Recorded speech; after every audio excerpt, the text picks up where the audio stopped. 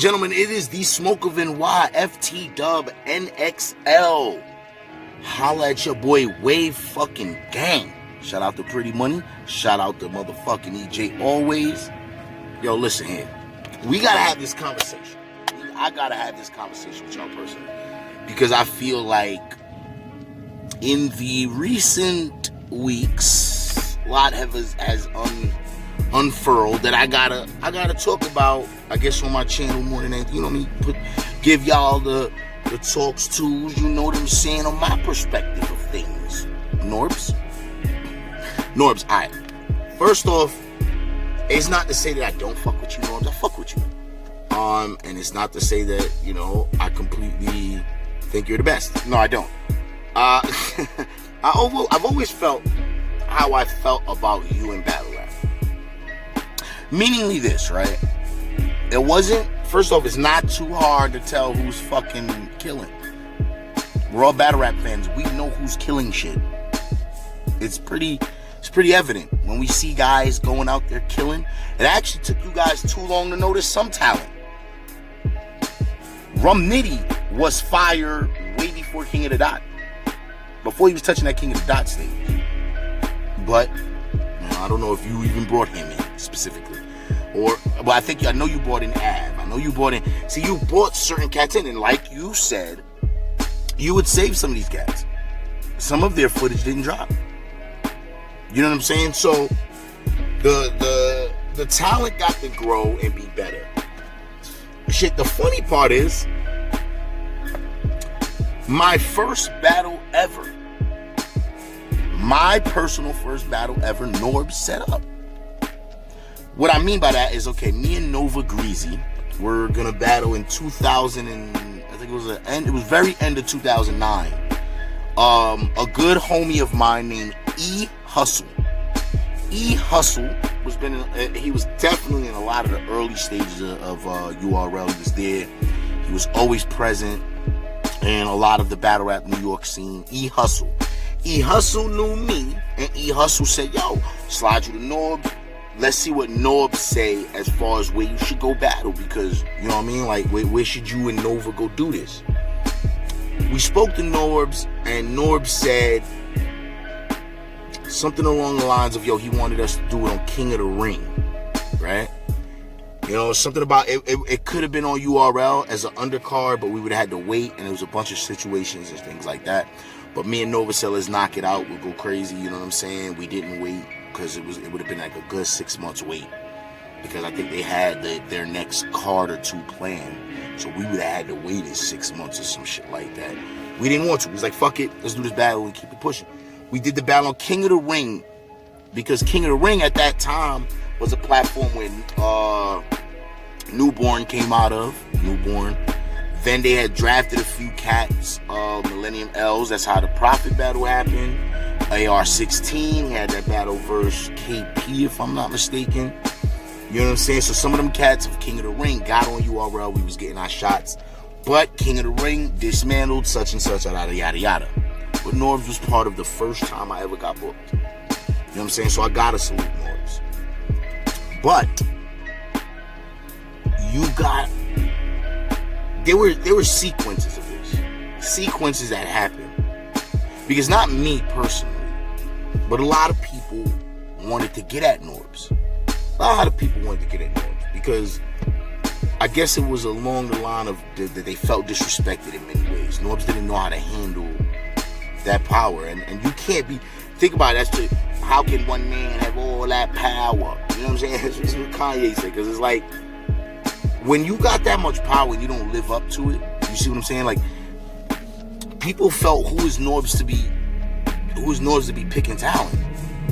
Like, yo, it's funny when niggas say I got a talent and picking talent. Like, bro, we know what talent is. Anybody can do that. Whether you're a good manager, whether you're a good this and the third, that's a different factor.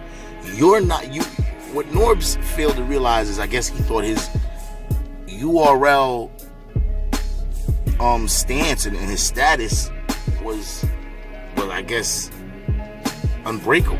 I don't understand. He talked so reckless about other leagues rather than keep it like Beasley and Smack did. Beasley and Smack could talk their shit, but it won't get too dirty. Norbes got real dirty. Norbes got so dirty that ARP, who did the blog, missed a bunch of stuff. He missed a bunch of stuff. He didn't even talk about the Gunner situation, the D Gunner, and this, and the third. There's many. D Gunner just do that for no reason. He just punched the nigga for some clout. You know what I'm saying? Like, he was tight about some shit. You know what I mean? Norbes, you were protected for a long time. A long time, right? Let me show you what I mean. You were Math's manager at first before you really became an official URL scout. And niggas didn't want to fucking have beef with Math. Niggas know if they fucked you up, they ain't got to deal with Math. Alright, so cool. Then, when you dropped Math because he lost to Calico, you, I guess, I'm not even sure why, but you thought URL had you safe, and that's why when the Gunner shit, the Gunner shit happened, it was the first time you realized, oh shit, I get fucked up. You was embarrassed, this, that, and the third. Norbes, I can't tell you how much a lot of the things that you kind of hold dear to you, that you feel like you've accomplished, is what does that mean, right? Like, I hate when people say like you're responsible. You're not responsible for none of these guys. Every single talent you found was doing their thing. And maybe they weren't on URL yet, but they were doing their thing. Jazz was doing her thing. Jazz was an instant star on fucking Queen of the Ring. When Queen of the Ring came about after King of the Ring, I observed all this. She battled CO Sky first. See, that's how much I know. CO Sky was on the card with me, and when Animals Attacked, that's her first battle. She battled some lesbian chick. She killed the lesbian chick. She came to Queen of the Ring. Jazz beat her and took all that juice that she had, because CO Sky was on fire at that moment. People were like, she might be something in the future type shit. She was alright. Jazz was doing her thing. Anybody you say you bought was doing their thing. Although you brought them to the platform that gave them the largest fan base we have in battle rap, that doesn't mean that you created this person, or you only were there as an instrument to their success. Where does that hold you? What made you think RBE would want to fuck with you, bro? Like, I didn't get that part. I really didn't get that part, and I understand it was a strategic move to get smacking them mad, but that's not the way that was the dumbest way to do it. Then to come with I ain't gonna say nothing. Then to come with different things that you're doing. I don't feel like it's the move. That's my opinion on it. But Norbes, you gotta realize, man, like, I know everybody coming down hard on you. You know what I mean? Niggas ain't scared that you gonna pop up at the next event and do some shit. Niggas ain't like, it ain't like, oh shit, Norbes might come through and wild out. Nah, it ain't like that. Definitely not. But the thing is,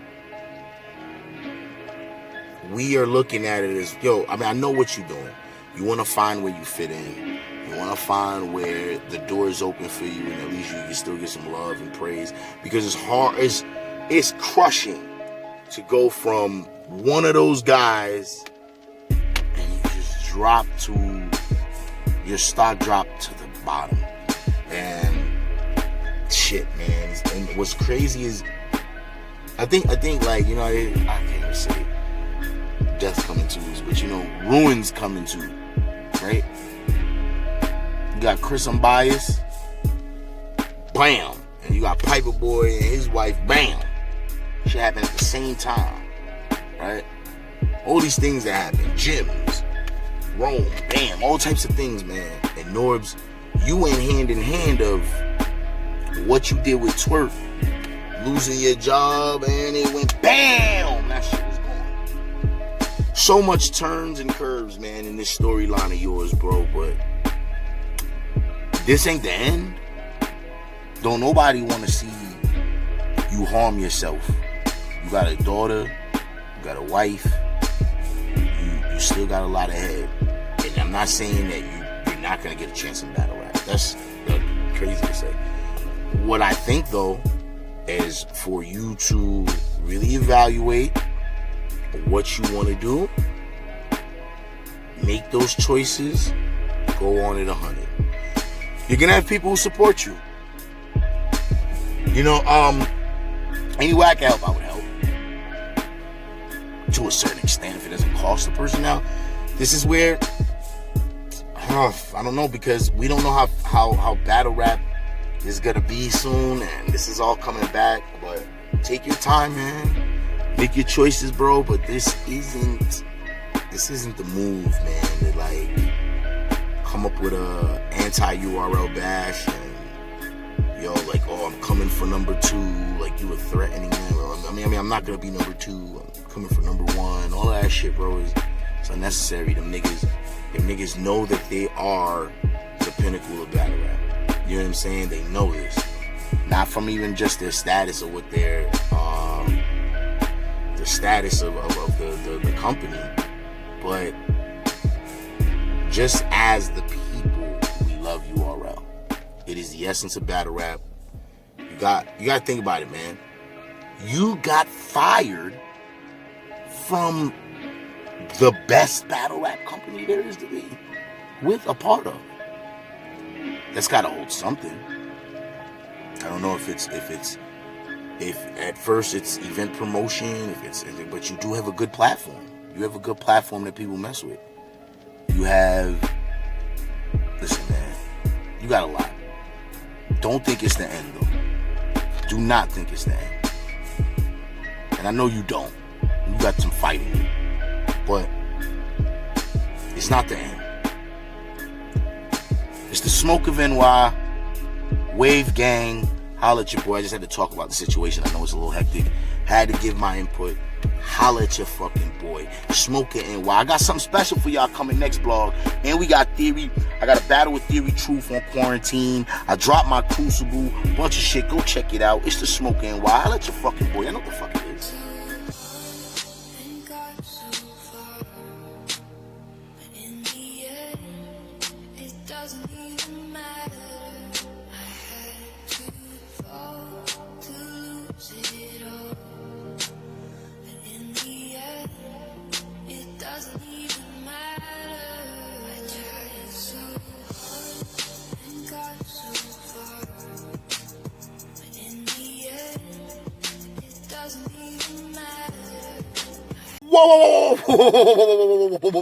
Whoa. Pretty money. I ain't know you was a motherfucking B-boy.